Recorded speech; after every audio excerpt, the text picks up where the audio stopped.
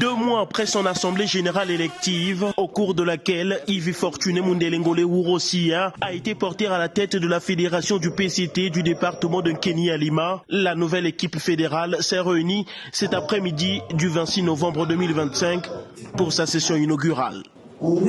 Dès l'ouverture, le président fédéral a fixé le cap, donnant les grandes orientations censées guider l'ensemble des travaux. Ce département qui est très stratégique et qui représente beaucoup pour notre camarade président et pour le camarade secrétaire général.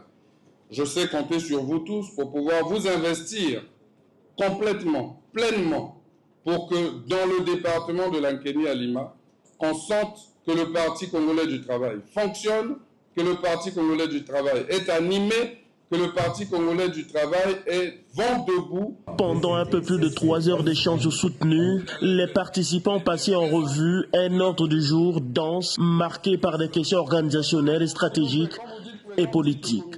Nous avons été élus récemment lors d'une assemblée générale élective et désormais, il fallait que nous tenions cette session inaugurale pour pouvoir officiellement prendre fonction. Il a été question de dérouler donc notre programme d'activité pour le mois qui nous reste, donc c'est-à-dire d'ici à la fin de l'année. Il a été question de valider donc nos différentes tâches, c'est-à-dire les actions que nous devons mettre en œuvre d'ici la fin de l'année, à savoir la tenue de nos réunions statutaires, la tenue des assemblées générales, la tenue du congrès fédéral, le complètement des comités qui ont été démembrés du fait de la naissance de cette nouvelle fédération et finalement la participation au congrès national, au 6e congrès du Parti congolais du travail. Dans ce département jeune, en pleine quête d'identité politique et de repères, la fédération du PCT entend peser. Les défis qui se profilent sont majeurs, le 6e congrès ordinaire du parti et surtout la présidentielle de mars 2026. Nous sommes là donc rangés, en ordre de bataille, prêts à aller au congrès, en rang serré. La fédération Nkeni-Alima, vous entendrez parler d'elle, elle est mobilisée, elle est décidée à pouvoir servir le grand et glorieux parti.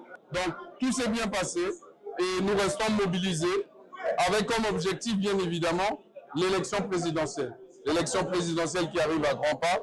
Nous venons de demander au président de courageusement faire acte de candidature parce qu'ici nous sommes tous rangés derrière lui et nous sommes préparés et disposés dans tous les hameaux, dans tous les quartiers, dans tous les coins de rue de notre département à nous mobiliser pour pouvoir le porter très haut lorsqu'il fera cet acte de candidature que nous souhaitons vivement pour la prochaine élection présidentielle et nous lui garantissons qu'ici, dans l'Ankeni-Alima, je dis bien ici, dans l'Ankeni-Alima, il sera élu dès le premier tour avec un score exceptionnel.